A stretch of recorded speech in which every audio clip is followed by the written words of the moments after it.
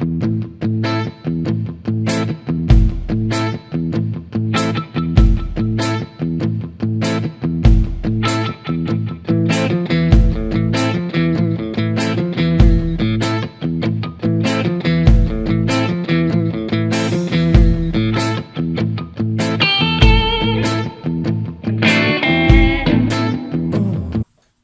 tardes, estamos en un nuevo programa y en una nueva temporada de Luces y Sombras de Filosofar. Hoy nos acompañan Julio Cano, Fabián Piñeiro y quien les habla, Edgar Fernández, desde Montevideo, Uruguay, en un programa que pretendemos sea introductorio. Sí, porque bien vale la pena de que hagamos una especie de recorrido breve en lo que fuimos antes y en por qué se nos ocurrió reflotar esto, ¿no? Sí, nosotros con un equipo más amplio, donde fueron muchos compañeros que participaron de Luces y Sombras de Filosofar en sus ediciones anteriores en radio, primero en el Sodre, luego en Radio Fénix y ahora en este formato por este canal de YouTube. Es un programa de reflexión filosófica donde se han tocado temas fundamentalmente de actualidad, o sea, tratando de vincular lo que es los autores y los temas y los libros de filosofía en relación con el presente y para tratar de echar luz un poco a lo que nos preocupa. Han sido invitados también, han participado como invitados muchísimos compañeros del medio local, que han traído sus preocupaciones, sus trabajos y los temas que los han invitado a la reflexión.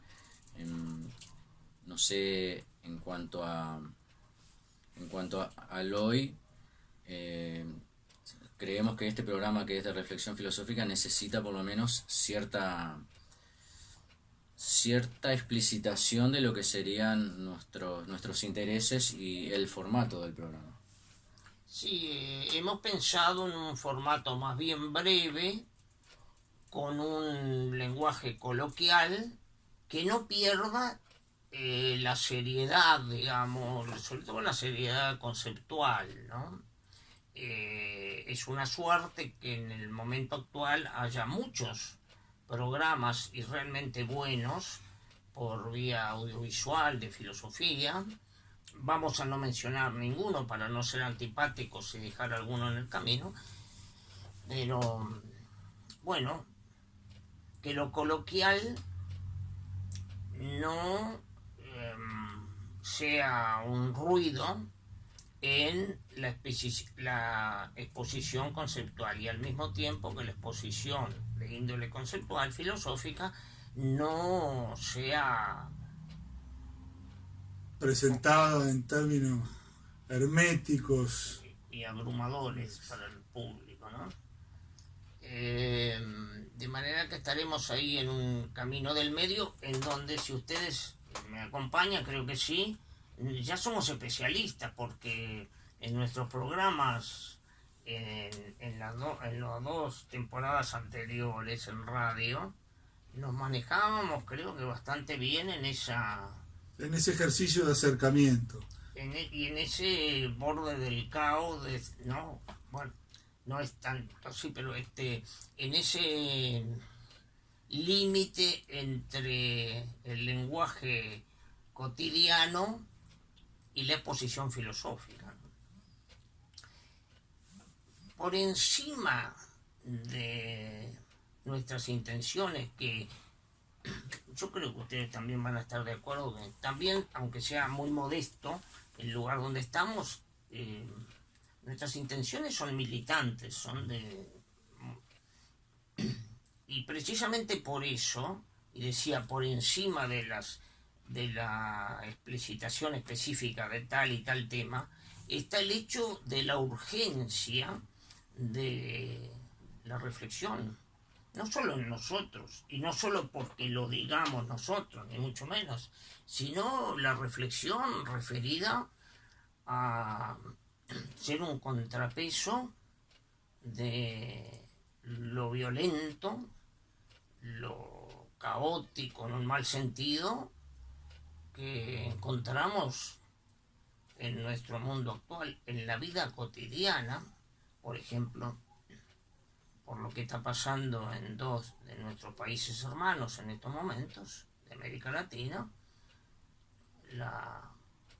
se nos ocurre, y no por ser moralistas, ¿no?, que lo reflexivo y lo dialogante tienen que ser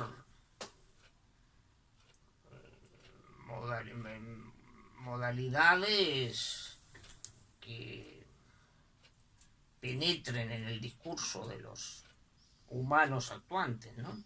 Sí, yo creo que hay una necesidad. Cuando hablábamos con Fabiano, con Julio, acerca de un poco tratando de justificar la necesidad de esta vía de comunicación, ¿qué razones tenemos hoy para crear un programa de este tipo cuando hay tantos y tan buenos? Bueno, me desdigo. No sé si hay tantos y tan buenos. Hay varios. Y con mucha seriedad, gente que hace muy buenas cosas, que es una de las ventajas de este mundo de lo tecnológico, y donde Internet permite un tipo de comunicación donde la tecnología puede servir de vehículo para acceder a un público que de otro modo hubiera sido mucho más dificultoso. Parte de esas razones son justamente las preocupaciones acerca de las condiciones en las cuales vivimos, ¿no? O sea, las condiciones del presente. En ese sentido, nuestro pensamiento me parece que es tributario, obedece a varias líneas filosóficas que atravesaron el siglo XX y probablemente en lo que va al siglo XXI, digo. Y, o sea que, por un lado, yo creo que el gran fundamento es, quizás como nunca, hoy la reflexión es necesaria. Quizás como nunca también el diálogo en un mundo con tanta crispación y con tanta violencia de todo orden, necesite de un diálogo reflexivo y de una profundización que pueda, en la comunicación, ayudarnos a entender lo que estamos pasando. Y a producir un poco de humanidad en el medio de ese acto del diálogo, ¿no? Casi constitutivo, casi como un rasgo de la ontología humana, ¿no? Ese diálogo que además yo creo, en relación también a lo que estábamos charlando hace un rato, se torna imperativo en cuanto es el único instrumento, la única vía para la construcción de unos sentidos, ¿no? De un sentido y de unos sentidos personales y de un sentido social, de un sentido comunitario, y uno podría decir casi de un sentido universal de lo humano, ¿no? En un escenario que en Occidente ha estado pautado por algo que voy a aludir con mucha impropiedad y con mucho desparpajo conceptual y semántico, que es esto de la muerte de Dios, ¿no? La pérdida de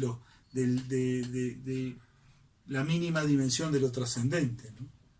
Que nos lleva a un cuadro de ausencia de escenarios de referencia, de pautas de referencia, y a una pérdida y una anomia cotidiana. Sí. Ese fenómeno, muy marcado por los pensadores posmodernos, el de la pérdida de sentido, nosotros, sin habernos puesto de acuerdo de antemano, no estamos de acuerdo. La búsqueda del sentido sigue siendo un imperativo, no solo un imperativo moral, es un imperativo ontológico también, ¿no? Ahora, ya que Fabián mencionaba a Nietzsche, la muerte de Dios implica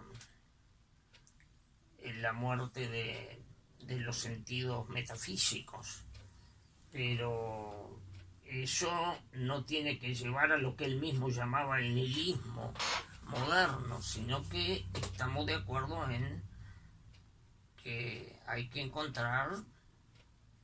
recorrer los caminos por la búsqueda de sentidos que no sean trascendentes en todo caso, pero por más inmanentes que sean, tienen que pautar el camino de lo que se busca, tanto a nivel individual como colectivo o comunitariamente. Nosotros, como manera de charlar, como estamos haciendo en esta introducción, nos estamos refiriendo ya a dos grandes asuntos centrales del filosofar, ¿no? Del proceso de la filosofía. Uno es el diálogo y el otro es la reflexión. Y yo diría que para un nuevo encuentro dejemos ese otro asunto metodológico, práctico, de dónde hablamos. Nosotros en qué momento de la historia y desde dónde hablamos. Claro, hablamos obviamente desde un ámbito cultural rioplatense, montevideano, pero como el asunto es importante, lo posponemos para una segunda instancia. Que no es solo metodológico, porque me parece que cuando nosotros hemos hablado de esto, digo, sobre todo porque coincide que todos nosotros, lo docente, nos atraviesa y nos convoca permanentemente por nuestras prácticas, y me parece que una de las cosas que también es fundamento es la necesidad de comunicación para aquello de los sentidos, digo, porque me parece que no es una obviedad que nosotros pensemos en un programa como este, de difusión de ideas, de pensamiento, de reflexión, en este formato. Digo, una es porque la época lo permite, y otras, pero es porque pensamos que este tipo de intercambios son justamente eso. O sea, no es lineal esta comunicación, ni es desde gente que sabe a gente que no sabe. Digo, estamos bastante alejados de ese tipo de idea, sino que seguramente vamos a proveernos vamos a tratar de que esto sea una relación de ida y vuelta con los amigos, escuchas, y que puedan ver este tipo de programa. O sea que también es, por un lado, nosotros necesitamos esa comunicación, así como lo necesitamos en nuestras clases, ¿no? Sí, esperemos no abrumarlos y, lo cual es peor, no aburrir a nuestros amigos, ¿no? Así que de vez en cuando tenemos que meter algún chiste en el medio también. Eso no es ningún pecado. Como instrumento, como vehículo, No para que captura de la atención. Ahí está. Una trampa docente. Cuando se nos ocurra alguno, lo largamos sin aviso. Arriba. Bueno. Entonces dejamos desde dónde nos comunicamos para la próxima, ¿no? Que podríamos titular en términos filosóficos, estamos hablando desde una ontología del presente, un filosofar del presente. Muy bien.